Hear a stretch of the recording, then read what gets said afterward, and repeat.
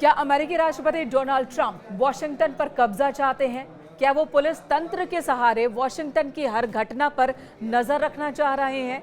जिस तरह से भारत में दिल्ली में सरकार किसी भी राजनीतिक दल की हो, लेकिन केंद्र के हाथों में ही पुलिस तंत्र है, क्या इसी तरह की स्थिति वॉशिंगटन में डोनाल्ड ट्रंप बनाना चाह रहे हैं? ऐसा क्यों कहा जा रहा है? दरअसल सोमवार को अमेरिकी राष्ट्रपति डोनाल्ड ट्रंप ने घोषणा की कि वो वॉशिंगटन डीसी के पुलिस विभाग को संघीय सरकार के नियंत्रण में लेंगे। उन्होंने देश की राजधानी में कथित रूप से बढ़ती अराजकता को रोकने के लिए नेशनल गार्ड की तैनाती का फैसला लिया।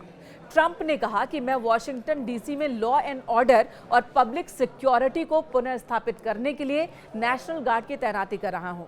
हमारी राजधानी हिंसक गिरोहों और खूंखार अपराधियों के कब्जे में है। और इसी के साथ वॉशिंगटन डीसी में 800 नेशनल गार्ड्स तैनात कर दिए गए। हुक्म आते ही आधी रात में सेना ने मोर्चा संभाल भी लिया। इनमें से कुछ सैकड़ों जवान सड़कों पर दिखने लगे तो कुछ प्रशासन और लॉजिस्टिक्स का काम देखने लगे।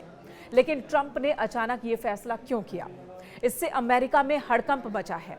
अमेरिकी लोग कह रहे हैं कि हमारे जिंदगी पर ट्रंप कब्जा करना चाहते हैं और वॉशिंगटन को जेल में तब्दील करना चाहते हैं। वॉशिंगटन में अपराध बहुत ज्यादा बढ़ गया है, ये तर्क डोनाल्ड ट्रंप का है। लेकिन मौजूदा सरकारी आंकड़ों को ही देखें तो वॉशिंगटन डीसी में अपराध पहले से कम हो रहा है। मेट्रोपॉलिटन पुलिस के हिसाब से 2024 में हिंसक अपराध 35% घटा। वहीं एफबीआई भी 9% की गिरावट बता रही है। 2025 की शुरुआत में डकैती की घटनाओं की बात की जाए 25% और हत्या में 12% की कमी आई है। यानी हालात पहले से सुधरे हैं।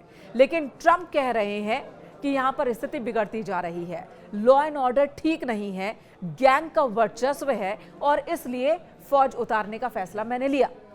अब नेशनल गार्ड को यूं सड़कों पर उतारना छोटी मोटी घटना नहीं है।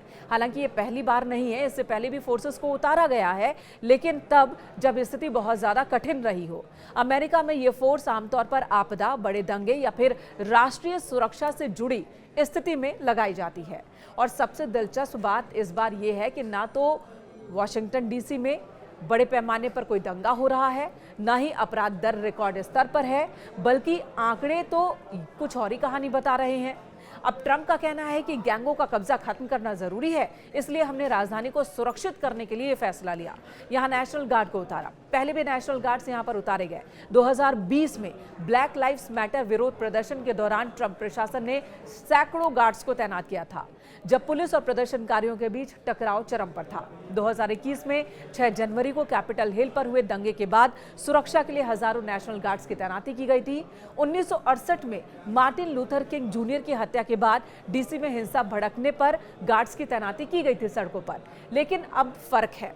इन सभी मौकों पर हालात वाकई बेकाबू थे, चिंताजनक स्थिति थी, लेकिन इस बार हालात सामान्य हैं।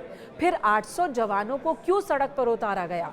क्यों इन्हें पूरे वॉशिंगटन डीसी में फैला दिया गया? ये सवाल यहाँ की जनता उठा रही है। उनका कहना है कि उनके लाइफस्टाइल को ट्रंप कंट्रोल करना चाहते हैं और उन्हें एक तरह से जेल में बंद कर देना चाहते हैं। और इस मसले को लेकर स्थानीय लोग ट्रंप के इस फैसले का विरोध करने लगे हैं।